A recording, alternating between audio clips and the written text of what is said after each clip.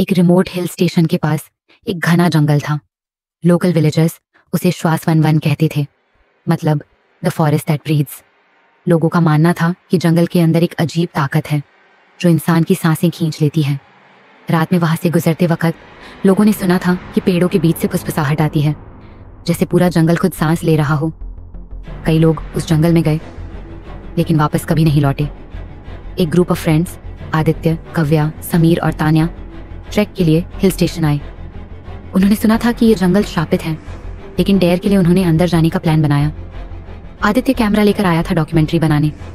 Kavya adventurous थी, समीर हमेशा मजाक करता था और तान्या बहुत ज्यादा अंधविश्वासी थी, पर मजबूरी में साथ आई। जंगल के अंदर फुटपाथ जल्दी खत्म हो गए। पेड़ इतने ऊंचे थे कि ऊपर का आसमान दिखता ही नहीं था। हवा इतनी ठंडी थी जैसे किसी ने उनके सीने पर बर्फ रख दी हो। आदित्य ने कैमरा रिकॉर्ड किया। उसमें बैकग्राउंड में आवाज आई, पीछे देखो।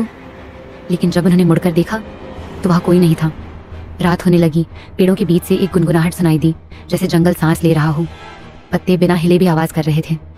समीर हंसकर बोला, बस हवा है। लेकिन तभी एक पेड़ के तने पर उन्हें इंसानी चेहरा दिखाई दिया, आंखें बंद और मुंह खुला, जैसे कोई इंसान उस पेड़ में घुल गया हो। कव्या चीखी, ये क्या है?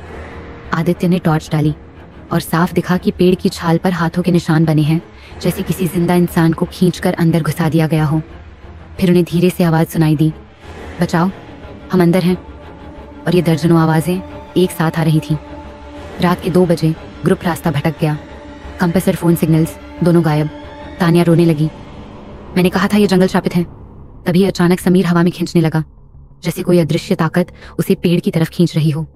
सबने उसका हाथ पकड़ा, लेकिन उसका चेहरा पेड़ की छाल में धंस गया और अगले ही पल उसका पूरा जिस्म पेड़ के अंदर चला गया।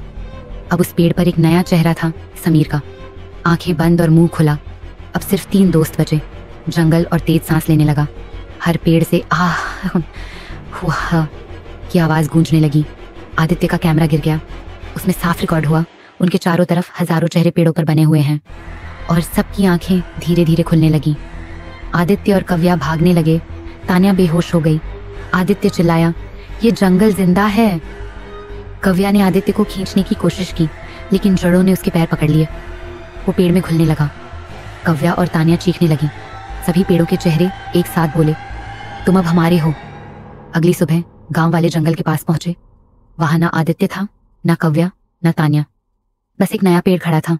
उसकी छाल पर 3 नए चेहरे बने हुए थे और वो पेड़ धीरे धीरे सांस ले रहा था। श्वास वन वन अपने अंदर ले तो लेता है, लेकिन वापस कभी नहीं देता। क्या तुम अंधेरा होने के बाद इस जंगल के पास जाने की हिम्मत करोगे?